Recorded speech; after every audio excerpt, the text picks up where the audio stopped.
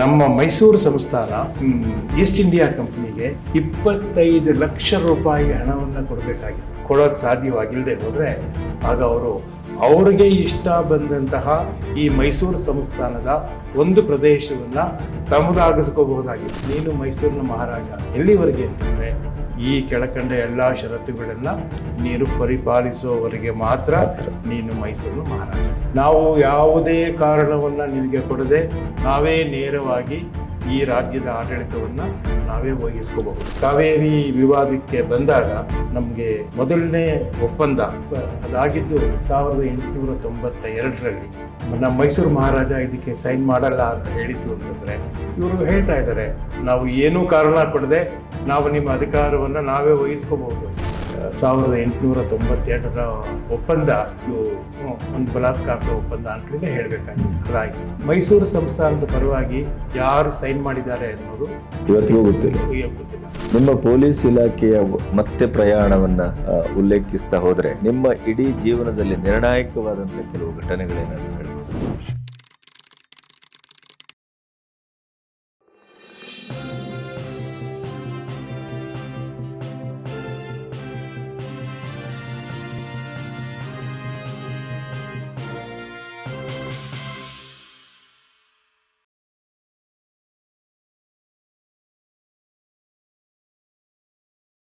Police ವೃತ್ತಿ ಆರಂಭದ ದಿನಕ್ಕೆ ಬಂದು ಮುಟ್ಟಿಲ್ಲಿವರೆಗೆ ನಿಂತಿತ್ತು ನಮ್ಮ ಮಾತುಕತೆ. 1 ವರ್ಷ ನನಗೆ ಮೈಸೂರು ಆವಾಗಿನ ಪೊಲೀಸ್ ಟ್ರೈನಿಂಗ್ ಕಾಲೇಜ್, ಆವಾಗಿನ ಹೆಸರು, ಈಗ ಅಕಾಡೆಮಿ ಅಂತ ಆಗಿದೆ. ಹೌದು. ಪೊಲೀಸ್ ಟ್ರೈನಿಂಗ್ ಕಾಲೇಜ್ನಲ್ಲಿ ಡಾಕ್ಟರ್ PS ರಾಮಾನುಜಂ ನನ್ನ ಮೊದಲನೇ ಪ್ರಿನ್ಸಿಪಲ್. ಆಮೇಲಿಂದ ಡಾಕ್ಟರ್ K ಶ್ರೀನಿವಾಸನ್ ನಮಗೆ 2ನೇ ಪ್ರಿನ್ಸಿಪಲ್ ಆಗಿದ್ದರು. ಸೊ 1 ವರ್ಷಗಳ ಕಾಲ ನಮಗೆ ಮೈಸೂರಿನಲ್ಲಿ ಫಿಸಿಕಲ್ ಟ್ರೈನಿಂಗ್ ಮತ್ತು ಟ್ರೈನಿಂಗ್ ಇನ್ ಲಾ. ನಮ್ಮ ಟ್ರೈನಿಂಗ್ ಇನ್ ಲಾ ಹೇಗಪ್ಪ ಅಂತಂದರೆ, ನೀವು PTC ಪರೀಕ್ಷೆಯನ್ನು ನೀವು ಪಾಸ್ ಮಾಡ್ತು ಅಂತಂದರೆ ಅದು ನಿಮ್ಮ LLB ಪರೀಕ್ಷೆ ಪಾಸ್ ಮಾಡಿದಷ್ಟು ಅದು ಆ ರೀತಿಯಾದಂಥ ಮನ್ನಣೆ. ಸೊ ನಿಮಗೆ ಯಾಕೆಂದರೆ ನಮ್ಮಲ್ಲಿ ಕಾನೂನಿನ ಎಲ್ಲ ವಿಷಯಗಳನ್ನು ನಮಗೆ ಅಲ್ಲಿ ಟೀಚ್ ಮಾಡ್ತಾರೆ. ಸೊ ಹಾಗಾಗಿ ನಾವು PTC ಪರೀಕ್ಷೆಯನ್ನು ಪಾಸಾಗಿತ್ತು ಅಂತಂದರೆ ನೀವು you are as good as a graduate in law ಅನ್ನೋ ರೀತಿಯಲ್ಲಿ ಇತ್ತು. ಇದು ಮುಗೀತು. ಮುಗಿದಾದ್ಮೇಲಿಂದ ನನಗೆ 1 ಮಾರ್ಚ್ 1978 ಶಿವಮೊಗ್ಗ ಜಿಲ್ಲೆಗೆ ಪ್ರೊಬೇಷನರಿ ಟ್ರೈನಿಂಗಿಗೆ ಕಳಿಸ್ಕೊಟ್ರು, ಪ್ರಾಕ್ಟಿಕಲ್ ಟ್ರೈನಿಂಗಿಗೆ. ನಾನು ಅಲ್ಲಿವರೆಗೂ ನನಗೆ ಮಲೆನಾಡಿನ ಪರಿಚಯ ಇರಲಿಲ್ಲ. ಸಹ್ಯಾದ್ರಿ ಅನ್ನೋ ಪದ ಕೇಳಿದ್ದೆ. ನಾನು ಬಸ್ನಲ್ಲಿ ಹೋದಾಗ ಕಲ್ಲಿನ ಬಿಲ್ಡಿಂಗ್ ಸಹ್ಯಾದ್ರಿಯನ್ನು ನೋಡಿ ನಾನು ಮಲೆನಾಡಿಗೆ ಬಂದಿದ್ದೀನಿ ಅಂತ ಅನ್ನಿಸ್ತು ನನಗೆ. ಮಲೆನಾಡು ಅಲ್ಲಿಯ ಜನಜೀವನ ಮತ್ತು ಅಲ್ಲಿಯ ಲ್ಯಾಂಡ್ಸ್ಕೇಪ್ ಇಷ್ಟು ಬೇರೆ ಕಡೆಗಳಿಂದ ಇಷ್ಟು ಭಿನ್ನವಾಗಿರುತ್ತೆ ಅಂತ ನನಗೆ ಗೊತ್ತಿರಲಿಲ್ಲ. ಮಲೆನಾಡಿನ ಜನಗಳು ಅವರು ಮಾತನಾಡುವಂತಹ ಭಾಷೆ ಮತ್ತು ಪ್ರೀತಿಸುವ ರೀತಿ ಮತ್ತು ಅವರ ಅಡಿಗೆ ಇವೆಲ್ಲನೂ ನೋಡಿದಾಗ ಹೀಗೂ ಇರೋಕ್ಕೆ ಸಾಧ್ಯನಾ ಅಂತ ಅನ್ನಿಸ್ತಾ ಇತ್ತು ನನಗೆ.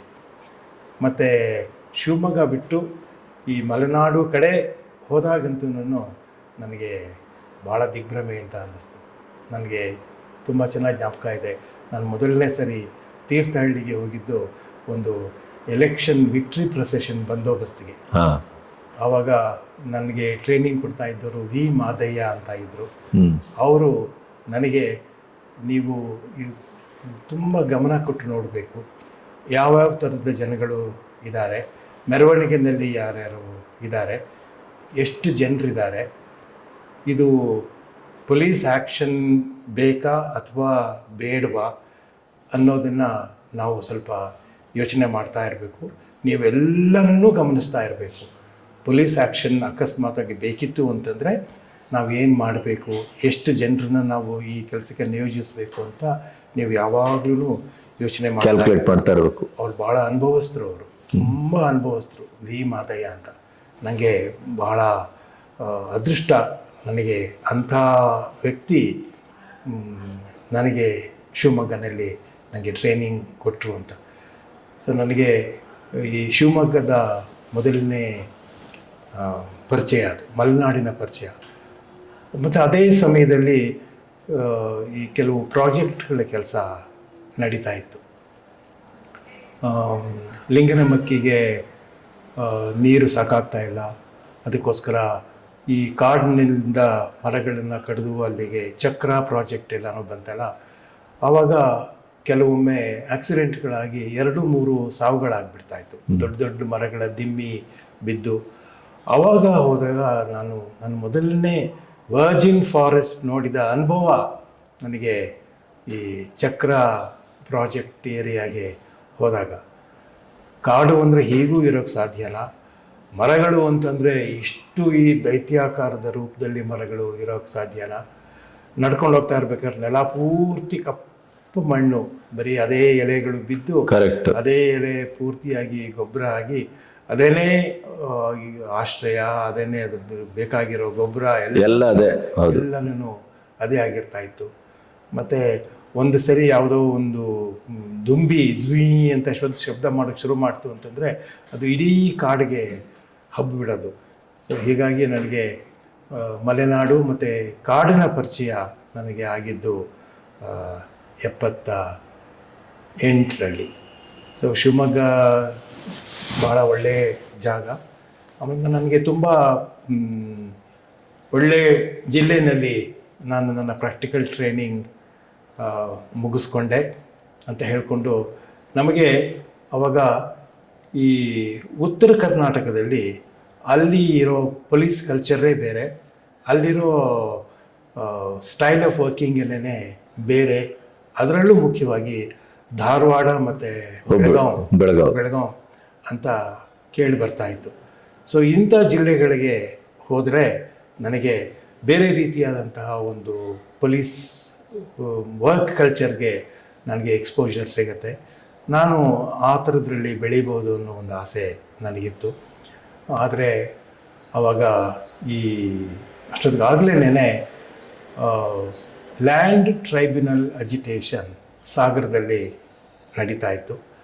ಆವಾಗ ಅಲ್ಲಿದ್ದ ಆಫೀಸರ್ ಅವ್ರಿಗೆ ಆರೋಗ್ಯದ ಕಾರಣಕ್ಕೋಸ್ಕರ ನಾನು ಇಲ್ಲಿ ಇರೋದಕ್ಕೆ ಸಾಧ್ಯ ಇಲ್ಲ, ನಾನು ನಮ್ಮ ಊರಿಗೆ ನನ್ನನ್ನು ಕಳಿಸ್ಕೊಡಿ ಅಂತ ಅವರು ಅವಾಗಿನ IG ಶ್ರೀ ಆಲ್ಬರ್ಟ್ ಮನೋರಾಜ್ ಅವರನ್ನು ಕೇಳಿಕೊಂಡ್ರು. ಆಗ ಅವ್ರಿಗೆ ಬೇರೆ ಕಡೆಗೆ ವರ್ಗವಾಗಿ ಹೋಯಿತು. ನಾನು ಆ ಜಿಲ್ಲೆಯಲ್ಲೇ ನಾನು ಟ್ರೈನಿಂಗ್ ಮುಗಿಸ್ಕೊಳ್ತಾ ಇದ್ದಿದ್ದರಿಂದ ನನಗೆ ಸಾಗರಕ್ಕೆ first appointment as full DSP ಆಗಿ ನನಗೆ ಸಿಕ್ತು. ಸೊ ನಾನು 5 ಜಾನ್ವರಿ 1979 ಸಾಗರದ DSP ಆಗಿ ಹೋದೆ. 2.5 ವರ್ಷ ನಾನು ಸಾಗರದಲ್ಲಿದ್ದೆ. ಮೊದಲ ಎಕ್ಸ್ಪೀರಿಯನ್ಸ್ ಆಗಿರುತ್ತೆ ಪೊಲೀಸ್ ಆಫೀಸರದ್ದು? ನಾನು ಹೋದಾಗ ಚಳಿಗಾಲ ಮತ್ತು ಮಳೆ ಇರಲಿಲ್ಲ, ಬೇಸಿಗೆ ಚುಚ್ಚುವಂತಹ ಬಿಸಿಲು, ಯಾವಾಗ ಮಳೆ ಶುರುವಾಗತ್ತಪ್ಪ ಅಂತ ಅನ್ನಿಸ್ತಾ ಇತ್ತು. ಮತ್ತು ನನಗೆ ಸಾಗರದ ಮಲೆನಾಡಿನ ಮಳೆ ಮೊದಲನೇ ಪರಿಚಯ 79ರಲ್ಲಿ. 3-4 ತಿಂಗಳು ಒಂದೇ ಸಮನೆ. ಹೌದು, ಈಗ ಅದನ್ನು ನಿರೀಕ್ಷೆ ಮಾಡಲಿಕ್ಕೂ ಸಾಧ್ಯ ಇಲ್ಲ, ಮಳೆ ಬೀಳ್ತಾ ಇತ್ತು. ಮತ್ತು ಸಾಗರದಲ್ಲಿ ನನಗೆ ಭಾಳ ಅದ್ಭುತವಾದಂತಹ ಜನಗಳ ಪರಿಚಯ ಆಯಿತು. ನನಗೆ KV ಸುಬ್ಬಣ್ಣ ಅವ್ರ ಪರಿಚಯ ಆಯಿತು. ಹೆಗ್ಗೋಡು ಅಂತ ಊರು ಇರತ್ತೆ ಅನ್ನೋ ಒಂದು ಕಲ್ಪನೆಗೂ ಮೀರಿದಂತಹ ವಿಷಯ. ಅಲ್ಲಿಯ ರೈತರು ಹಗಲೊತ್ತೆಲ್ಲನೂ ಅವರ ಜಮೀನಿನಲ್ಲಿ ಕೆಲಸ ಮಾಡಿ ಸಾಯಂಕಾಲ ಬಂದು ಸುಬ್ಬಣ್ಣ ತೋರಿಸಿದ ಒಂದು ರೆಪರ್ಟ್ರಿ, ಒಂದು ಸಿನಿಮಾ, ಅದು ಸತ್ಯಜಿತ್ ರೇ ಸಿನಿಮಾ ಆಗಿರ್ಬೋದು, ಇಲ್ಲದೆ ಹೋದರೆ ಇಂಗ್ಮಾರ್ ಬರ್ಗ್ಮನ್ ಸಿನಿಮಾ ಆಗಿರ್ಬೋದು. ಅದನ್ನು ನೋಡಿ ಅವರ ಸಿನಿಮಾ ಚರ್ಚೆ ಮಾಡಿ ಆಮೇಲಿಂದ ಅವ್ರ ಮನೆಗೆ ಹೋಗ್ತಾ ಇದ್ರು. ಸೊ ಈ ರೀತಿಯಾದಂತಹ ಒಂದು ಜಾಗ ಇರೋಕ್ಕೂ ಸಾಧ್ಯವಾ ಅನ್ನೋ ಒಂದು ಪ್ರಶ್ನೆ ನಮ್ಮ ಮುಂದೆ ಬರ್ತಾಯಿತ್ತು. ಅದಕ್ಕೆ ಮುಖ್ಯವಾಗಿ KV ಸುಬ್ಬಣ್ಣ ಅವರು ಕಾರಣ. ಮತ್ತು ಆವಾಗ ಅದು ಈ ಸೋಷಿಯಲಿಸ್ಟಿಕ್ ಹೌದು ಪೊಲಿಟಿಕಲ್ ಫಿಲಾಸಫಿನಲ್ಲಿ ಏನೇನೋ ಮೂವ್ಮೆಂಟ್ಸ್ ಎಲ್ಲ. ಹೌದು, ಲೋಹಿಯಾ ಎಲ್ಲ ಬಂದ ಕಾಲ ಅದು. ಲೋಹಿಯಾ ಅವರು ಬಂದಿದ್ದು ಅವರು 51-52ರಲ್ಲಿ ಈ ಕಾಗೋಡು ಸತ್ಯಾಗ್ರಹ ಆಗಿತ್ತು. ಕಾಗೋಡು ಸತ್ಯಾಗ್ರಹ ಆಗಿದ್ದು ಅವರು ಈ ಗೇಣಿದಾರರಿಗೆ ಅವ್ರಿಗೆ ಯಾವ ರೀತಿಯಲ್ಲಿ ಯಾವ ಕೊಳಗ ಮೆಷರ್ಸ್ ಇತ್ತಲ್ಲ ಅದರಲ್ಲಿ ಅವರು ಕೊಡ್ತಾ ಇಲ್ಲ, ಅವರು ನಮಗೆ ಕೊಡೋದನ್ನ ಕಮ್ಮಿ ಕೊಳಗದಲ್ಲಿ ಕೊಡ್ತಾರೆ ಅದರಲ್ಲಿ ಕೊಡ್ತಾ ಇದ್ರು ಅನ್ನೋದ್ರಿಂದ ಶುರುವಾಗಿ ಅದು ದೊಡ್ಡದಾಗಿ ಬೆಳೀತು. ಬಹುಶಃ ಗೋಪಾಲ್ ಗೌಡ್ರೆಲ್ಲ ಎಂಟ್ರಿ ಆದ ಹೊತ್ತು ಗೋಪಾಲ್ ಗೌಡ್ರು ಬಂದಿದ್ರು. ಅವ್ರದ್ದು ಈ 100 ವರ್ಷ ಆಗಿದ್ದಕ್ಕೆ ಅದಕ್ಕೆ ಒಂದು ಸ್ಮರಣ ಸಂಚಿಕೆ ತಂದಿದ್ದಾರೆ. ಅದರಲ್ಲಿ ಗೋಪಾಲ್ ಗೌಡ್ರು ಬರೆದಿರುವಂಥದ್ದನ್ನು ಇದೆ. ಮತ್ತು ಆ ಸಮಯಕ್ಕೆ ನಮ್ಮ ಇವರು ಲೋಹಿಯಾ ಅವರು ಬಂದಿದ್ದರು, ಜಯಪ್ರಕಾಶ್ ನಾರಾಯಣ ಅವರು ಬಂದಿದ್ದರು. ಜಯಪ್ರಕಾಶ್ ನಾರಾಯಣ ಉಜ್ವಲ ಕಾಲ ಅದು. ಅವರನ್ನು ಈ 51-52ರ ಕಾಗೋಡು ಸತ್ಯಾಗ್ರಹದ ಸಮಯದಲ್ಲಿ ಅವರು ಸಾಗರಕ್ಕೆ ಬಂದಿದ್ದರು. ಗೋಪಾಲ್ ಗೌಡ್ರು ಮಾತ್ರ ಅವರಿಗೆ ಪೊಲೀಸ್ನವರು ಅವರನ್ನು ಹೇಗೆ ಹುಡುಕ್ತಾ ಇದ್ರು, ಅವರು ಹೇಗೆ ಹಳ್ಳಿಯಿಂದ ಹಳ್ಳಿಗೆ ಮನೆಯಿಂದ ಮನೆಗೆ ಕತ್ಲೆನಲ್ಲಿ ಹೇಗೆ ತಪ್ಪಿಸ್ಕೊಂಡು ಓಡಾಡ್ತಾ ಇದ್ರು. ಯಾಕೆಂದರೆ ಈ ಮೂವ್ಮೆಂಟ್ನ it had to be kept alive. ಅದಕ್ಕೆ ಬೇಕಾದಂತಹ ಜನಗಳ ಪ್ರೋತ್ಸಾಹ ಬೇಕಿತ್ತು, ಪಾರ್ಟಿಸಿಪೇಷನ್ ಬೇಕಿತ್ತು. ಹಾಗಾಗಿ ಅವರು ಹಳ್ಳಿಯಿಂದ ಹಳ್ಳಿಗೆ ಹೇಗೆ ಓಡಾಡ್ತಾ ಇದ್ದೆ ಅನ್ನೋದನ್ನು ಅವರದರಲ್ಲಿ ಬರೆದಿದ್ದಾರೆ. ಸೊ ಹಾಗಾಗಿ ನನಗೆ ಈ ಕಾಗೋಡು ಸತ್ಯಾಗ್ರಹದ ಬಗ್ಗೆ ಮತ್ತು ಈ ಸೋಷಿಯಲಿಸ್ಟಿಕ್ ಮೂವ್ಮೆಂಟ್ ಬಗ್ಗೆ ಮತ್ತು ಮುಖ್ಯವಾಗಿ ಗೋಪಾಲಗೌಡರ ಅವರೇನು ಮಾಡಿದ್ರು ಮತ್ತು ಆ ಸಮಯದಲ್ಲಿ ನಮ್ಮ ರಾಷ್ಟ್ರ ಮಟ್ಟದ ನಾಯಕರು ಸಾಗರಕ್ಕೆ ಬಂದದ್ದು ವಿಷಯಗಳೆಲ್ಲ ನನ್ನ ಗಮನಕ್ಕೆ ಬಂತು. ಆಗ ಒಂದು ಅಜಿಟೇಷನ್ ಶುರುವಾಗ್ತಾ ಇತ್ತು 78 ನವೆಂಬರ್ ಡಿಸೆಂಬರ್ನಲ್ಲಿ. ಆವಾಗ ಅವರು ಈ ಲ್ಯಾಂಡ್ ಟ್ರೈಬ್ಯುನಲ್ ಟೆನೆನ್ಸಿ ಇತ್ತಲ್ಲ, ಅದರಲ್ಲಿ ಯಾವ ಕೆಲವು ಬದಲಾವಣೆಗಳು ಬೇಕು ಅಂತ ಹೇಳಿ ಆವಾಗ ನಮ್ಮ ಕಾಗೋಡು ತಿಮ್ಮಪ್ಪ ಅವರ ನಾಯಕತ್ವದಲ್ಲಿ ಅಲ್ಲಿಯ ಜನರು ಅಜಿಟೇಷನ್ ಮಾಡ್ತಾಯಿದ್ರು. ಈ ಗೇಣಿದಾರರಿಗೆ ಅನುಕೂಲವಾಗೋ ರೀತಿಯಲ್ಲಿ ನಾವು ಕಾನೂನನ್ನು ರೂಪಿಸ್ಕೋಬೇಕು ಮತ್ತು ಗೇಣಿದಾರರ ಕಷ್ಟ ಅರ್ಥ ಮಾಡ್ಕೊಳ್ಳುವಂತಹ ವ್ಯಕ್ತಿಗಳು ಅವರು ಈ ಲ್ಯಾಂಡ್ ಟ್ರೈಬ್ಯುನಲ್ನಲ್ಲಿ ಇರಬೇಕು ಅನ್ನುವ ಈ ಬೇಡಿಕೆಗಳನ್ನ ಇಟ್ಟು ಅವರು ಶುರು ಮಾಡ್ತಾಯಿದ್ರು. ಆವಾಗ AC ರ್ಯಾಂಕಿನ ಅಧಿಕಾರಿಗಳು ಈ ಲ್ಯಾಂಡ್ ಟ್ರೈಬ್ಯುನಲ್ನ ಪ್ರಿಸೈಡಿಂಗ್ ಆಫೀಸರ್ಸ್ ಆಗಿ ಇದ್ದರು. ನನ್ನ ಸ್ನೇಹಿತರು ಝಲ್ಕಿ ಅನ್ನೋರು ಆವಾಗ ಅಲ್ಲಿ ಈ ಲ್ಯಾಂಡ್ ಟ್ರೈಬ್ಯುನಲ್ನ ಪ್ರಿಸೈಡಿಂಗ್ ಆಫೀಸರ್ ಆಗಿದ್ದರು ಸಾಗರದಲ್ಲಿ. ಗೋಪಾಲಕೃಷ್ಣ ಗೌಡ ಅನ್ನೋರು ಸೊರಬದಲ್ಲಿ ಅಲ್ಲಿಯ ಲ್ಯಾಂಡ್ ಟ್ರೈಬ್ಯುನಲ್ಗೆ ಅವರು ಚೇರ್ಮನ್ ಆಗಿದ್ದರು. ಆದರೆ ಯಾವುದೇ ರೀತಿಯಾದಂತಹ ಗಲಭೆಗಳು ಇಲ್ಲದೆ ಇದು ಭಾಳ ಶಾಂತಿ ರೀತಿಯಲ್ಲಿ ಈ ಟ್ರಾನ್ಸಿಷನ್ ಆಯಿತು. ಇದಕ್ಕಿಂತಲೂ ಮೊದಲು ನಾನು ಪೊಲೀಸ್ ಸೇರೋದಕ್ಕಿಂತಲೂ ಮೊದಲು ನನಗೆ ನಮ್ಮ ದೇವರಾಜ ಅರಸ್ ಅವರ ಪರಿಚಯ ಆಗಿತ್ತು ನನಗೆ. ಅವ್ರ ಜೊತೆ ಮಾತನಾಡ್ತಾ ಇರಬೇಕಾದ್ರೆ ಅವ್ರು ಹೇಳಿದರು, ನನಗೆ ನಮ್ಮ ರಾಜ್ಯದಲ್ಲಿ ಒಂದು ಬ್ಲಡ್ಲೆಸ್ ರೆವಲ್ಯೂಷನ್ ಆಗಬೇಕು ಅನ್ನೋದು, ರಕ್ತರಹಿತ ಕ್ರಾಂತಿ ಇದು ನನ್ನ ಕನಸು. ಯಾಕೆಂದರೆ ಭಾರತದಲ್ಲಿ ಬೇರೆ ಕಡೆ ಬಿಹಾರ ಅಂತ ರಾಜ್ಯಗಳಲ್ಲಿ ಬಹಳಷ್ಟು ಈ ಫ್ಯೂಡಲ್ ಸಿಸ್ಟಮ್ ಅದು ಎಷ್ಟು ಬಲವಾಗಿ ಬೆಳೆದು ಬಂದಿತ್ತು ಅಂತಂದರೆ, ಕೊನೆಗೆ ಒಬ್ಬ ಫ್ಯೂಡಲ್ ಲಾರ್ಡ್ ಅವನ ಟೆನೆಂಟ್ನ ತನ್ನ ಈಕ್ವಲ್ ಆಗಿ ಅವನ ಪರಿಗಣನೆ ಮಾಡೋದಕ್ಕೆ ಸಾಧ್ಯವೇ ಆಗ್ತಿರ್ಲಿಲ್ಲ. ಹಾಗಾಗಿ ಕೊಲೆಗಳಾಗೋಯಿತು. ಸೊ ಈ ದೃಷ್ಟಿನಲ್ಲಿ ನನಗೆ ದೇವರಾಜ್ ಅರಸ್ ಅವರು ಹೇಳಿದರು, ನನಗೆ ನಮ್ಮ ರಾಜ್ಯದಲ್ಲಿ ಒಂದು ಬ್ಲಡ್ಲೆಸ್ ರೆವಲ್ಯೂಷನ್ ಆಗಬೇಕು ಅನ್ನೋದು ನನ್ನ ಕನಸು ಅಂತ. ಆಮೇಲೆ ನಾನು ಸಾಗರಕ್ಕೆ ಹೋಗ್ತಾ ಇದ್ದೀನಿ ಅಂತಂದರೆ, ನೋಡು ಈಗಾಗಲೇ ಶುರುವಾಗಿದೆ, ಯಾವುದೇ ರೀತಿಯಾದಂಥ ಗಲಭೆ ಆಗದೆ ಇರೋ ರೀತಿಯಲ್ಲಿ ಇದನ್ನು ನೋಡ್ಕೋಬೇಕು ಅಂತ ಹೇಳಿದರು. ನಾನು ಅವ್ರಿಗೆ ನಮಸ್ಕಾರ ಮಾಡಿ ನಾನು ಸಾಗರಕ್ಕೆ ಬಂದೆ. ಆವಾಗ ನನಗೆ ಈ ಸಾಗರದ ಸುತ್ತಮುತ್ತ ನಡೆದಂತಹ ಈ ಗೇಣಿದಾರರ ಈ ದೊಡ್ಡ ಮೂಮೆಂಟ್ ಚಳವಳಿ ಅದರದ್ದು ಪರಿಚಯ ಆಯಿತು. ಅವಾಗ ಇಲ್ಲಿಂದ ಬೆಂಗಳೂರಿನಿಂದ ಭಾಳ ಪತ್ರಕರ್ತರು ಬರ್ತಾಯಿದ್ರು, ನೀವು ಇದನ್ನು ಹೇಗೆ ಮ್ಯಾನೇಜ್ ಮಾಡ್ತಾ ಇದ್ದೀರಿ ಹೆಂಗೆ ಅಂತ. ಯಾಕೆಂತಂದರೆ ನಾವು ಜನಗಳನ್ನು ನಾವು ರೆಗ್ಯುಲರ್ ಕೇಸ್ಗಳನ್ನ ಮಾಡಿ ಅರೆಸ್ಟ್ ಮಾಡ್ತಾಯಿದ್ವಿ. ಅರೆಸ್ಟ್ ಮಾಡಿ ಅವ್ರನ್ನ ಜೈಲಿಗೆ ಕಳಿಸ್ಕೊಡ್ಬೇಕು. ಸಾಗರ ಸಬ್ ಜೈಲ್ ಒಂದಿನಕ್ಕೆ ಫುಲ್ ಆಗೋಯ್ತು, ತುಂಬೋಯ್ತು. ಶಿವಮೊಗ್ಗ 3 ದಿನದಲ್ಲಿ ತುಂಬೋಯ್ತು. ಇವ್ರನ್ನ ಬೇರೆ ಜೈಲುಗಳಿಗೆ ಕಳಿಸ್ಬೇಕಾಗಿ ಬಂತು.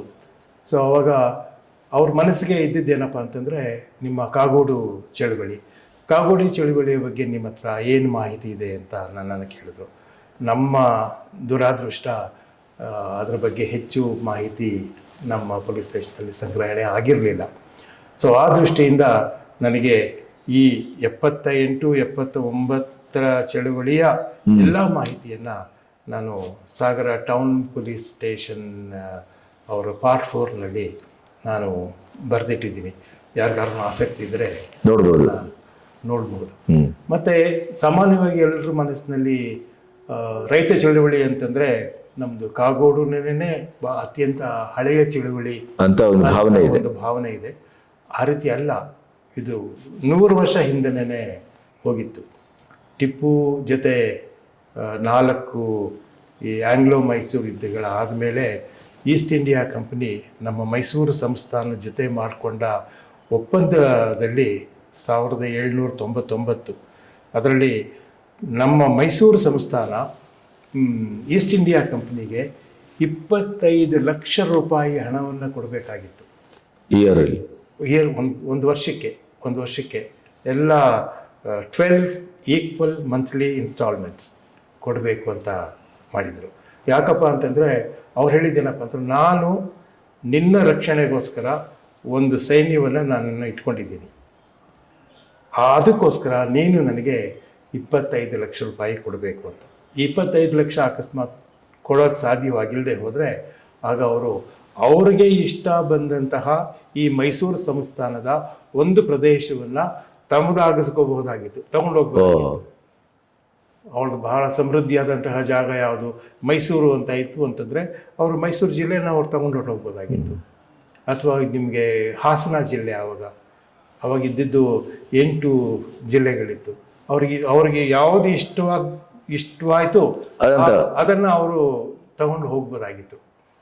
ಸೊ ಆದರೆ ನಿಮಗೆ 1820ರ ದಶಕದಲ್ಲಿ 2 ಸರಿ ಮಳೆಯ ವೈಫಲ್ಯ ಆಗಿ ನಮ್ಮ ಈ ಭೂ ಕಂದಾಯದ ವಸೂಲಿ ಸಾಧ್ಯ ಆಗಲಿಲ್ಲ. ಆವಾಗ ಥಾಮಸ್ ಮನ್ರೋ ಅನ್ನುವ ಒಬ್ಬ ಗವರ್ನರ್ ಮಡ್ರಾಸ್ನಿಂದ ಬಂದು ನಮ್ಮ ಮಹಾರಾಜರಿಗೆ ಹೇಳಿದ, ಯಾವ ಮಟ್ಟದಲ್ಲಿ ನಿಮ್ಮಲ್ಲಿ ಈ ಭೂ ಕಂದಾಯದ ವಸೂಲಿ ಆಗಬೇಕಿತ್ತು ಅದು ಆಗ್ತಾ ಇಲ್ಲ. ಇದರ ನೇರ ಪರಿಣಾಮ ಏನಪ್ಪ ಅಂತಂದರೆ, ನೀವು ನಮಗೆ ಕೊಡಬೇಕಾಗಿರೋ 25 ಲಕ್ಷ ಕೊಡೋದಕ್ಕೆ ಸಾಧ್ಯವಾಗದೆ ಹೋಗಬಹುದು. ಅದರಿಂದ ನಮಗೂ ನಿಮಗೂ ಸಂಘರ್ಷ ಆಗತ್ತೆ. ಈ ಸಂಘರ್ಷಕ್ಕೆ ಅವಕಾಶ ಮಾಡಿಕೊಡ್ಬೇಡಿ ಅಂತ ಎಚ್ಚರಿಕೆ. ಆವಾಗಿನ ನಮ್ಮ ಮುಮ್ಮಡಿ ಕೃಷ್ಣರಾಜ ಒಡೆಯರ್ ಅವರು ಒಂದು ಷರತ್ ಎನ್ನುವ ಒಂದು ಸ್ಕೀಮನ್ನ ಮಾಡಿ ಅದರ ಮುಖಾಂತರ ನಮ್ಮ ರೈತರಿಂದ ಭೂ ಕಂದಾಯನ ವಸೂಲಿ ಮಾಡಿಕೊಂಡು ಅದರಿಂದ ಬಂದ ಹಣದಲ್ಲ ನಮ್ಮ ಈ 25 ಲಕ್ಷ ಕೊಡೋದಕ್ಕೆ ವ್ಯವಸ್ಥೆ ಮಾಡಿದ್ರು. ಆವಾಗ ಶಿವಮೊಗ್ಗ ಜಿಲ್ಲೆಗೆ ಮತ್ತೆ ವಾಪಸ್ ಬಂದ್ವಿ. ಆವಾಗ ನಗರದಲ್ಲಿ ಒಂದು ಚಳುವಳಿ ಶುರುವಾಯಿತು. ಅದು ಬೆಳೆದು ಕೊನೆಗೆ ಚಿತ್ರದುರ್ಗವರೆಗೂ ಹಬ್ಬಿಕೊಂಡು ಹೋಯಿತು.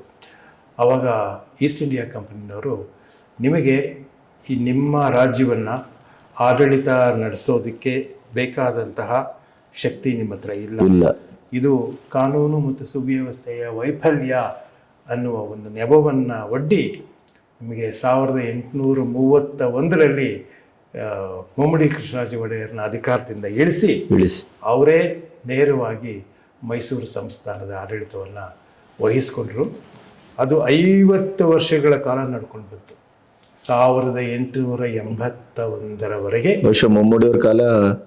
ಮುಮ್ಮಡಿಯವರ ಕಾಲ ಮುಗಿದು ಅವಾಗ ನಮ್ಮಲ್ಲಿ ಚಾಮರಾಜೇಂದ್ರ ಒಡೆಯರ್ 10ನೇ ಚಾಮರಾಜೇಂದ್ರ ಒಡೆಯರ್ ಅವರು 18ನೇ ವಯಸ್ಸಿಗೆ ಬಂದಾಗ ಆಗ ಇವರು ಮೇಜರ್ ಆದ್ದರಿಂದ ಇವರಿಗೆ ನಾವು ಅಧಿಕಾರವನ್ನು ಹಸ್ತಾಂತರ ಮಾಡಬಹುದು ಅಂತ ಹೇಳಿ ಅಷ್ಟೊತ್ತಿಗಾಗಲೇ ಈ ವಿಷಯ ಪ್ರೈವಿ ಕೌನ್ಸಿಲ್ನಲ್ಲೆಲ್ಲನೂ ಚರ್ಚೆ ಆಗಿ ಆವಾಗ ಲಾರ್ಡ್ ರಿಪ್ಪನ್ ಅವರು 24 ಷರತ್ತುಗಳನ್ನು ಹಾಕಿ ಅದು ಏಕಪಕ್ಷೀಯವಾದಂತಹ ಷರತ್ತುಗಳು.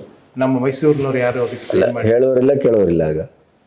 ಅದರಲ್ಲಿ ಮೊದಲನೇ ಷರತ್ತು ಏನಪ್ಪ ಅಂತಂದರೆ, ನೀನು ಮೈಸೂರಿನ ಮಹಾರಾಜ ಎಲ್ಲಿವರೆಗೆ ಅಂತಂದರೆ ಈ ಕೆಳಕಂಡ ಎಲ್ಲ ಷರತ್ತುಗಳನ್ನು ನೀನು ಪರಿಪಾಲಿಸುವವರೆಗೆ ಮಾತ್ರ ನೀನು ಮೈಸೂರಿನ ಮಹಾರಾಜ. ನಾವು ಯಾವುದೇ ಕಾರಣವನ್ನು ನಿನಗೆ ಕೊಡದೆ ನಾವೇ ನೇರವಾಗಿ ಈ ರಾಜ್ಯದ ಆಡಳಿತವನ್ನು ನಾವೇ ವಹಿಸ್ಕೋಬಹುದು ಅನ್ನೋದು ಒಂದು ಕಂಡೀಷನ್. ಈ ರೀತಿಯಾದಂತಹ 24 ಕಂಡೀಷನ್ಸ್ನ ಹಾಕಿ ಅವರು ನಮ್ಮ ಮೈಸೂರು ಮಹಾರಾಜರಿಗೆ ಅವರು ನೀನು ಮಹಾರಾಜ ಅಂತ ಅನ್ನಿಸ್ಕೊಳ್ಳೋದಕ್ಕೆ ಒಂದು ಅವಕಾಶ ಮಾಡಿಕೊಟ್ರು. ಒಂದು ರೀತಿಯ ಇದು ಪ್ರದರ್ಶನದ ಗೊಂಬೆ ಥರ. ಅದಕ್ಕೆ ಹೇಳಿದವ್ರಿಗೆ the Maharaja of Mysuru was a royal servant ಅನ್ನುವ ಮಾತು ನಮ್ಮ ಹಿಸ್ಟ್ರಿನಲ್ಲಿ ಬಹಳ ಸರಿ ಬಂದಿದೆ. ಇದು ಮುಖ್ಯ ಆಗುತ್ತೆ. ಯಾಕಪ್ಪ ಅಂದರೆ ನಾವು ಈ ಕಾವೇರಿ ವಿವಾದಕ್ಕೆ ಬಂದಾಗ ನಮಗೆ ಮೊದಲನೇ ಒಪ್ಪಂದ ಅದಾಗಿದ್ದು 1892ರಲ್ಲಿ. ನಮ್ಮ ಮೈಸೂರು ಮಹಾರಾಜ ಇದಕ್ಕೆ ಸೈನ್ ಮಾಡಲ್ಲ ಅಂತ ಹೇಳಿತು ಅಂತಂದರೆ ಇವರು ಹೇಳ್ತಾ ಇದ್ದಾರೆ, ನಾವು ಏನೂ ಕಾರಣ ಕೊಡದೆ ನಾವು ನಿಮ್ಮ ಅಧಿಕಾರವನ್ನು ನಾವೇ ವಹಿಸ್ಕೋಬಹುದು ಅಂತ. ಹಾಗಾಗಿ ಅವರು ಒತ್ತಾಯಪೂರ್ವಕವಾಗಿ ಇವ್ರ ಕಡೆಯಿಂದ ಏನೇನು ಬಂತು ಅದನ್ನು ಅವರು ಅವ್ರ ಮಾತನ್ನು ಕೇಳಲೇಬೇಕಾದಂಥ ಒಂದು ಅನಿವಾರ್ಯವಾದ ಪರಿಸ್ಥಿತಿನಲ್ಲಿ ನಮ್ಮ ಮೈಸೂರು ಮಹಾರಾಜರು ಸಿಕ್ಕಾಕೊಂಡಿದ್ರು. ಸೊ ಹಾಗಾಗಿ ನಮ್ಮಲ್ಲಿ ಈ 1892ರ ಒಪ್ಪಂದ ಬಲಾತ್ಕಾರದ ಒಪ್ಪಂದ, ಒಂದು ಬಲಾತ್ಕಾರದ ಒಪ್ಪಂದ ಅಂತಲೇ ಹೇಳಬೇಕಾಗಿತ್ತು. ಅದಾಯಿತು. ಅದರಲ್ಲಿ ಮೈಸೂರು ಸಂಸ್ಥಾನದ ಪರವಾಗಿ ಯಾರು ಸೈನ್ ಮಾಡಿದ್ದಾರೆ ಅನ್ನೋದು ಇವತ್ತಿಗೂ ಗೊತ್ತಿಲ್ಲ. ಈಸ್ಟ್ ಇಂಡಿಯಾ ಕಂಪನಿಯ ಪರವಾಗಿ ಯಾರು ಸೈನ್ ಮಾಡಿದ್ರು, ಯಾವ ಸ್ಥಳದಲ್ಲಿ ಇದಾಯಿತು, ಎಷ್ಟನೇ ತಾರೀಕಾಯಿತು ಅನ್ನೋದು ನಿಮಗೆ ಈ 1892ರ ಒಪ್ಪಂದದಲ್ಲಿ ಅದು ಎಲ್ಲೂ ಇಲ್ಲ. ಇದ್ರ ಬಗ್ಗೆ ಉಲ್ಲೇಖ ಇದೆ. ನಮ್ಮ ಎರಡನೇ ಒಪ್ಪಂದ 1924ನೇ ಇಸ್ವಿನಲ್ಲಿ ಆದ ಎರಡನೇ ಒಪ್ಪಂದದಲ್ಲಿ ಇದು 18/2/1892ಕ್ಕೆ ಆಯಿತು ಅಂತ ಹೇಳ್ತಾರೆ. ಒಂದು ದಾಖಲೆ ಅಲ್ಲಿ 24ರ ದಾಖಲೆಯಲ್ಲಿ ಇದ್ರ ಬಗ್ಗೆ ಒಂದು ರೆಫರೆನ್ಸ್ ಇದೆ. ಅದರ ಮೂಲ ಪ್ರತಿಯಾಗಲಿ ನಿಮಗೆ 1935ನೇ ಇಸ್ವಿಯ ಇನ್ನೊಂದು ಕಾಯ್ದೆನಲ್ಲಿ ಹೇಳ್ತಾರೆ, ಯಾವುದಾದ್ರೂ ಒಂದು ಒಪ್ಪಂದ ಅದು ಸೆಕ್ರೆಟರಿ ಆಫ್ ಸ್ಟೇಟ್ ಅವ್ರ ಕಡೆಗೆ ಹೋಗಿ ಅವ್ರ ಕಡೆಯಿಂದ ಇದಕ್ಕೆ ಒಪ್ಪಿಗೆ ಸಿಗದೆ ಹೋದ್ರೆ ಅದಕ್ಕೆ ಕಾನೂನಲ್ಲಿ ಯಾವುದೇ ರೀತಿಯಾದಂತಹ ಅದಕ್ಕೆ ಸಿಂಧುತ್ವ ಇಲ್ಲ ಅನ್ನೋದನ್ನ ಹೇಳಿದ್ದಾರೆ. ನಮ್ಮ ರಾಜ್ಯ ಇದನ್ನ ಸುಪ್ರೀಂ ಕೋರ್ಟ್ ಬೇರೆ ಕಡೆ ಹೋದಾಗ ಈ ರೀತಿ ಕಾಯ್ದೆ ಇತ್ತು. ಆದರೆ ಇದನ್ನ ಯಾರೂ ಸಹ ಈ ಎರಡು ಒಪ್ಪಂದಗಳನ್ನು secretary of state for India ಮುಂದೆ ಇಟ್ಟು ಅವ್ರ ಕಡೆಯಿಂದ ಇದಕ್ಕೆ ಒಪ್ಪಿಗೆಯನ್ನು ಪಡ್ಕೊಂಡಿಲ್ಲ. ಹಾಗಾಗಿ ಇದಕ್ಕೆ ಸಿಂಧುತ್ವ ಇಲ್ಲ ಅನ್ನೋ ವಿಷಯನ ಪ್ರಸ್ತಾಪನೆ ಮಾಡ್ತಾ ಇಲ್ಲ. ನಮ್ಮ ರಾಜ್ಯ ಯಾರನ್ನು ಎಲ್ಲೂ ವಾದ ಮಾಡಲಿಲ್ಲ. ಉದ್ದೇಶಪೂರ್ವಕ ಅಥವಾ ಅದು ನೆಗ್ಲಿಜೆನ್ಸ್ ಒಂದು ಅರ್ಥ ಆಗ್ತಾ ಇಲ್ಲ. ನಿಮ್ಮ ಪೊಲೀಸ್ ಇಲಾಖೆಯ ಮತ್ತೆ ಪ್ರಯಾಣವನ್ನು ಉಲ್ಲೇಖಿಸ್ತಾ ಹೋದರೆ ನಿಮ್ಮ ಇಡೀ ಜೀವನದಲ್ಲಿ ನಿರ್ಣಾಯಕವಾದಂಥ ಕೆಲವು ಘಟನೆಗಳೇನಾದರೂ ಹೇಳ್ಬೋದಾ? ನನಗೆ 81, 82 ನನಗೆ ಶಿವಮೊಗ್ಗ ಜಿಲ್ಲೆಯಲ್ಲಿ ನಾನು 2 ಸಬ್ ಡಿವಿಷನ್ನಲ್ಲಿ ಕೆಲಸ ಮಾಡಿದೆ. ಸಾಗರದಲ್ಲಿ, ಆಮೇಲಿಂದ ಶಿವಮೊಗ್ಗ ಹೆಡ್ ಕ್ವಾರ್ಟರ್ಸ್ನಲ್ಲಿ 81, 82ಕ್ಕೆ. ಆಮೇಲಿಂದ ನಾನು ಬೆಂಗಳೂರು ನಗರಕ್ಕೆ ಬಂದೆ. ಮತ್ತು ನಾನು 94, 95ರಲ್ಲಿ ನಾನು ಶಿವಮೊಗ್ಗಗೆ ಮತ್ತೆ SP ಆಗಿ ಕೆಲಸ ಮಾಡಿದೆ. ನನಗೆ ಪೊಲೀಸ್ನಲ್ಲಿ ಯಾವುದೇ ರೀತಿಯಾದಂತಹ ಸಮಸ್ಯೆ, ಯಾವುದೇ ರೀತಿಯಾದಂಥ ಅನುಭವ ಎಲ್ಲ ಹೇಳ್ತು ಅಂತಂದರೆ ನಾನು ಬಹಳ ಸ್ವಾಭಾವಿಕವಾಗಿ ಶಿವಮೊಗ್ಗಕ್ಕೆ ವಾಪಸ್ ಹೊರಟೋಗ್ತೀನಿ. ಒಬ್ಬ ಪೊಲೀಸ್ ಅಧಿಕಾರಿ ಯಾವ್ಯಾವ ರೀತಿಯಾದಂತಹ ಅನುಭವಗಳನ್ನು ಪಡೀಬಹುದೋ, ಯಾವ ರೀತಿಯಾದಂಥ ಸಮಸ್ಯೆಗಳನ್ನು ಎದುರಿಸಬಹುದೋ ಅವೆಲ್ಲವೂ ಸಹ ನನಗೆ ಶಿವಮೊಗ್ಗ ಜಿಲ್ಲೆಯಲ್ಲಿ ಆಗಿದೆ. ಹೇಳಿ ಸರ್. ಅದರಲ್ಲಿ ಒಂಥರ ಒಂದು ತುಂಬ ವಿಶೇಷ ಅಂತಂದರೆ ನಾನಿದ್ದ ಜಾಗದಲ್ಲೇ ನಮ್ಮ ರಾಜ್ಯದಲ್ಲಿ ಒಂದು ಪೊಲೀಸ್ ಅಸೋಸಿಯೇಷನ್ ಕಡೆಯಿಂದ ನಮಗೆ ಪೊಲೀಸ್ನವ್ರಿಗೆ ಒಂದು ಒಂದು ಒಂದು ಸಂಘ ಸಂಸ್ಥೆ ಮಾಡೋದಕ್ಕೆ ಅವಕಾಶ ಇರಲಿಲ್ಲ. ಇದಕ್ಕೆ ಅಶಿಸ್ತಿಗೆ ಕಾರಣ ಆಗ್ಬೋದು ಅನ್ನೋ ಒಂದು ಕಾರಣದಿಂದ ಅದಕ್ಕೆ ಒಬ್ಬ ಕಾನ್ಸ್ಟೇಬಲನ್ನ ನಮ್ಮ ಗವರ್ನರ್ ಅವರ ಆದೇಶದ ಮೇಲೆ ನಮ್ಮ ಕಾನ್ಸ್ಟಿಟ್ಯೂಷನ್ 311 ಪ್ರಕಾರ threat to the security of the state ಅನ್ನುವ ಒಂದು ಕಾರಣನ ಮುಂದಿಟ್ಟುಕೊಂಡು ಒಬ್ಬ ಪೊಲೀಸ್ನವ್ರನ್ನ ಯಾವುದೇ ರೀತಿಯಾದಂತಹ ತನಿಖೆ ಇಲ್ಲದೇ ಸೇವೆಯಿಂದ ವಜಾ ಮಾಡಿದ್ದಂತಹ ಸಮಸ್ಯೆನ ನಾನು ನನ್ನ ಮೊದಲನೇ ಸಬ್ ಡಿವಿಷನ್ನಲ್ಲಿ ನೋಡಿದೆ. ಸಾಗರ ಶಿವಮೊಗ್ಗ ಜಿಲ್ಲೆ ಸಾಗರ. ಈ ರೀತಿಯಾದಂತಹ ಸಮಸ್ಯೆ ಎಷ್ಟು ಜನಕ್ಕೆ ಎದುರಿಸ್ಬೇಕಾಗಿ ಬಂತೋ ನನಗೆ ಗೊತ್ತಿಲ್ಲ. ಆವಾಗ ನಾನು ನಮ್ಮ ಬೇರೆ ಸಿಬ್ಬಂದಿಯವರಿಗೆ ಶಿಸ್ತನ್ನು ಪರಿಪಾಲಿಸಿ ಅಂತ ಹೇಳಬೇಕು, ಮತ್ತು ಅವರ ಮನಸ್ಸಿನಲ್ಲಿ ಯಾವುದೇ ರೀತಿಯಾದಂತಹ ಕೊರತೆಗಳು ಇರಬಾರ್ದು, ಮತ್ತು ಯಾವುದೇ ರೀತಿಯಾದಂತಹ ಚಿತಾವಣೆ ಇರಬಾರ್ದು. ನಾವು ಒಂದು ಡಿಸಿಪ್ಲಿನ್ಡ್ ಫೋರ್ಸ್ ಆಗಿಯೇ ನಾವು ಮುಂದುವರಿಬೇಕು. ಅದಕ್ಕೆ ನಾನು ಒಬ್ಬ ಇಮಿಡಿಯೇಟ್ ಸೂಪರ್ವೈಸರಿ ಆಫೀಸರ್ ಆಗಿ ನನ್ನ ಕರ್ತವ್ಯಗಳೇನು, ನಾನೇನು ಮಾಡಬೇಕು ಅನ್ನೋದು ನನ್ನ ಮುಂದೆ ಇದ್ದಂತಹ ಒಂದು ಸವಾಲು ಆಗಿತ್ತು. ಇದು ನನಗೆ ಸಾಗರದಲ್ಲಿ ನನಗೆ ಸಿಕ್ತು. 81, 82ಕ್ಕೆ ಬಂತು ಅಂತಂದರೆ ಅಷ್ಟೊತ್ತಿಗೆ ನಮ್ಮ ಕರ್ನಾಟಕ ರಾಜ್ಯ ರೈತ ಸಂಘ ಆವಾಗ ಹುಟ್ಟಿ ಬೆಳೀತು. ಅವಾಗ ಪ್ರೊಫೆಸರ್ ನಂಜುಂಡಸ್ವಾಮಿ, HS ರುದ್ರಪ್ಪ ಅವರು ಅದರ ಅಧ್ಯಕ್ಷರು, ಮತ್ತು ಪ್ರೊಫೆಸರ್ ನಂಜುಂಡಸ್ವಾಮಿ ಅವರು ಅದರಲ್ಲಿ ಭಾಳ ಮುಖ್ಯವಾದಂತಹ ಇವರು, ಮತ್ತು ND ಸುಂದರೇಶ್ ಇದ್ದರು, ಮತ್ತು ನಮ್ಮ ಕಡಿದಾಳ್ ಶಾಮಣ್ಣ ಇದ್ದರು. ಸೊ ಇವರು ಮತ್ತು ಡಾಕ್ಟರ್ ಮರಿಸ್ವಾಮಿ ಇವರೆಲ್ಲರೂ ಇದ್ದರು. ಒಂದು ಸಭೆ ಅಂತಂದರೆ ಕನಿಷ್ಠ 50,000 ಜನ. ಕನಿಷ್ಠ 50,000 ಜನ. ಅವ್ರು ನಿಭಾವಣೆ ಮಾಡೋದು ಹೇಗೆ? ಅವರು ಅದಕ್ಕೆ ನಾವು ಲಾ ಆ್ಯಂಡ್ ಆರ್ಡರ್ ಮಾಡಬೇಕು, ಟ್ರಾಫಿಕ್ ಮಾಡಬೇಕು, ಅವ್ರ ಜನಗಳಿಗೆ ಕೂತ್ಕೊಳ್ಳೋದಕ್ಕೆ ಬೇರೆ ಥರದ ವ್ಯವಸ್ಥೆ, ಮತ್ತು ಅವ್ರು ಬರ್ತಾ ಇದ್ದಿದ್ದು ಲಾರಿಗಳಲ್ಲಿ ಬರ್ತಾಯಿದ್ರು, ಟ್ರ್ಯಾಕ್ಟರ್ಗಳಲ್ಲಿ ಬರ್ತಾಯಿದ್ರು, ಗಾಡಿಗಳಲ್ಲಿ ಬರ್ತಾಯಿದ್ರು. ಇವರು ಎಲ್ರಿಗೂ ಒಂದು ಕಡೆ ಪಾರ್ಕಿಂಗ್ ವ್ಯವಸ್ಥೆ, ಅವ್ರು ಹೊರಗಡೆ ಹೋಗಬೇಕಾದ್ರೂ ಅವರು ಆರ್ಡರ್ಲಿಯಾಗಿ ಹೋಗೋದಕ್ಕೆ ಒಂದು ವ್ಯವಸ್ಥೆ. ಈ ರೀತಿ ಆಗಿಬಿಟ್ಟು ನಿಮಗೆ ಕನಿಷ್ಠ 50,000 ಜನ ಬರ್ತಾಯಿದ್ರು. ಆದರೆ ಸರ್ಕಾರ ನಮ್ಮ ಸಮಸ್ಯೆಗಳಿಗೆ ಸರಿಯಾಗಿ ಸ್ಪಂದಿಸ್ತಾ ಇಲ್ಲ ಅಂತ ಹೇಳಿಬಿಟ್ಟು ಕೊನೆಗೆ ಜೈಲು ಬರೋ ಕಾರ್ಯಕ್ರಮ ಶುರು ಮಾಡಿದ್ರು.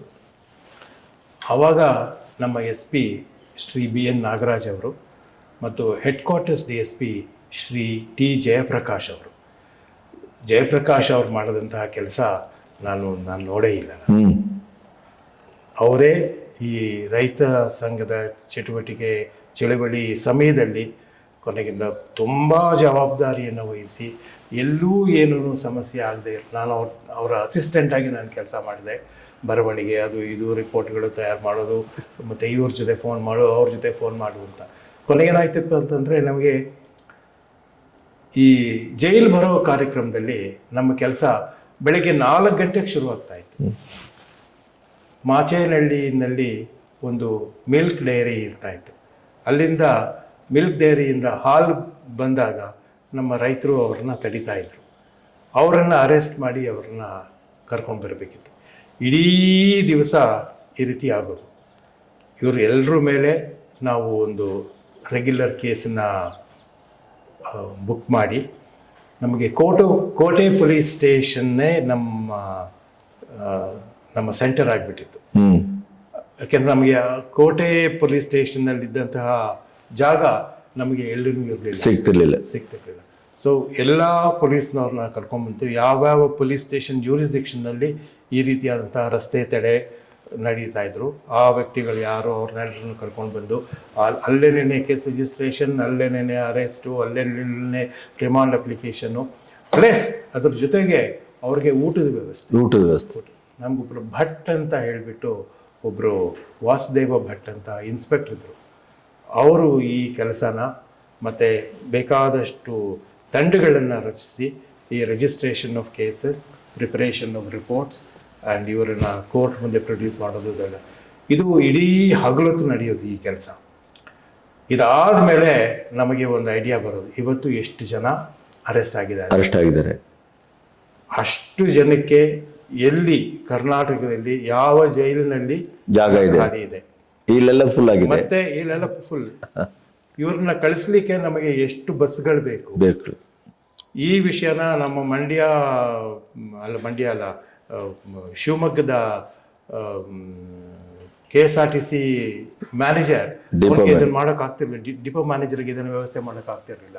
ಸೊ ನಾವು KSRTCಯ ಮುಖ್ಯಸ್ಥರ ಜೊತೆ ಮಾತನಾಡಿ ನಮಗೆ ಇವತ್ತು 26 ಬಸ್ ಬೇಕು, 28 ಬಸ್ ಬೇಕು ಅಂತೆಲ್ಲನೂ ಕೇಳಿ ಆಗ ಆ ಬಸ್ಗಳೆಲ್ಲ ಬರೋದಕ್ಕೆ ಶುರು ಆಗುತ್ತೆ. ಇದು ಯಾವಾಗ ಇದು ನಮಗೆ ಬಸ್ಗಳು ಅವನ್ನೆಲ್ಲ ಯಾವ್ಯಾವುದೋ ಶೆಡ್ಯೂಲ್ಗಳನ್ನು ಕ್ಯಾನ್ಸಲ್ ಮಾಡಿ ಕೊನೆಗಿಂದ 9 ಗಂಟೆಗೋ 10 ಗಂಟೆಗೋ ಶುರುವಾಗಿ ಕೊನೇ ಬಸ್ಸು ಹೊರಟಾಗ ಸುಮಾರು 3:30-3:45 ಗಂಟೆ ಬೆಳಗ್ಗೆ ಜಾವ ಆಯಿತು. ಆಗ ನಮ್ಮ BG ಅಯ್ಯಪ್ಪ ಅಂತ ದೊಡ್ಡಪೇಟೆ ಸಬ್ ಇನ್ಸ್ಪೆಕ್ಟರ್, ಅವರು ಜೀಪ್ ಕಳಿಸಿ ಬಸ್ ಸ್ಟ್ಯಾಂಡಿಂದ ಒಂದು ಕಪ್ ಟೀ ತರಿಸ್ತಾ ಇದ್ರು.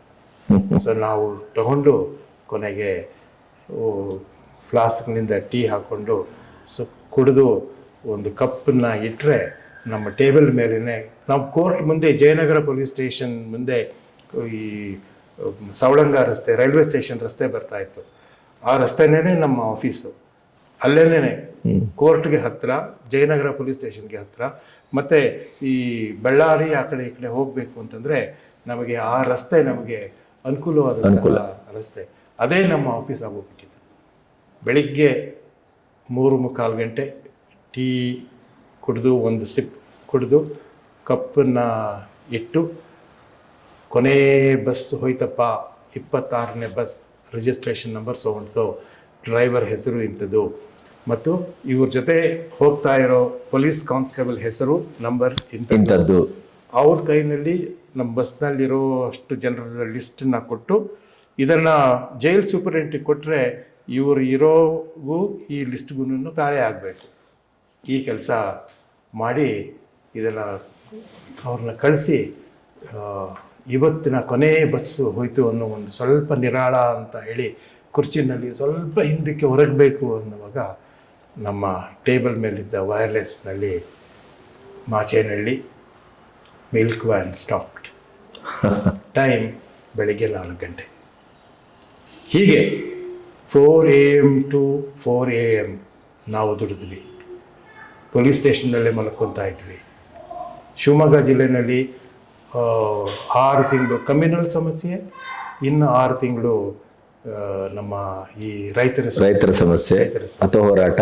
ಸೊ ಈ ರೀತಿಯಾಗಿ ನಾವು ಎಷ್ಟು ದೊಡ್ಡ ಪ್ರಮಾಣದ ಚಳುವಳಿ ಅದನ್ನೆಲ್ಲನೂ ಶಿವಮೊಗ್ಗದಲ್ಲಿ ನಾವು ಮಾಡಿದ್ವಿ. ಇದು full credit to mister Jayaprakash and mister BN Nagaraj. ಅವರು ಎಲ್ಲರೂ ಬೆಂಗಳೂರಿನಲ್ಲಿ ಯಾರ್ಯಾರ ಜೊತೆ ಸಂಪರ್ಕ ಮಾಡ್ಕೋಬೇಕು, ಯಾರ ಜೊತೆ ಏನೇನು ಮಾಡಬೇಕು ಅಂತ ಮಿಸ್ಟರ್ ನಾಗರಾಜ್ ಅವರು ಮಾಡ್ತಾಯಿದ್ರು. ಕೊನೆಗೆ ಈ ಬಸ್ಸು ಮತ್ತು ಬೇರೆ ವ್ಯವಸ್ಥೆಗಳನ್ನು ನಾವು ಮಾಡ್ತಾಯಿದ್ವಿ. ಅವತ್ತಿನ ರಿಪೋರ್ಟ್ಗಳನ್ನು ಪ್ರತಿ ದಿವಸ ಏನಾಯಿತು ಅಂತ ಹೇಳಿ ಆ ರಿಪೋರ್ಟ್ಗಳನ್ನ ತಯಾರು ಮಾಡಿ ಸ್ಪೆಷಲ್ ಮೆಸೆಂಜರ್ ಮುಖಾಂತರ ನಾವು ಬೆಂಗಳೂರಿಗೆ ಕಳಿಸ್ತಾ ಇದ್ವಿ. ಇದು ನಮ್ಮ ಈ ರೈತ ಸಂಘ ಮತ್ತು ಕರ್ನಾಟಕ ರಾಜ್ಯ ರೈತ ಸಂಘ ಬೆಳೀತಾ ಇದ್ದಂತಹ ದಿನಗಳ ಮೊದಲ ಅದೇ ಒಂದು ರೀತಿಯ ರೈತ ಸಂಘದ ಆರಂಭಿಕ ಒಂದು ಜೋಶ್ಫುಲ್ ಡೇಸ್. ಅದು ನನಗೆ ಈ ಒಂದು ದಿನಗಳನ್ನು ನಾನು ನೋಡಿದೆ. ನಾನು ಒಬ್ಬ ಪೊಲೀಸ್ ಆಫೀಸರ್ ಆಗಿ I am A part of this history ಅಂತ ನನಗನ್ಸುತ್ತೆ. ಈ ಅನುಭವಗಳೆಲ್ಲನೂ ಇದು ಒಂದು ಹಿಸ್ಟಾರಿಕಲ್ ಡಾಕ್ಯುಮೆಂಟ್ ಆಗಿ ನಮ್ಮ ಮನಸ್ಸಿನಲ್ಲಿ ಉಳಿದಿದೆ. ನಾನು ನನ್ನ ಪೊಲೀಸ್ ಜೀವನದ ಬಗ್ಗೆ ಬರಿತಾ ಇರೋ ಪುಸ್ತಕದಲ್ಲಿ ಇದ್ರ ಬಗ್ಗೆ ವಿವರವಾಗಿ ಬರ್ತದೆ, ಸಾಕಷ್ಟು ಬರ್ತಿದ್ದೀನಿ.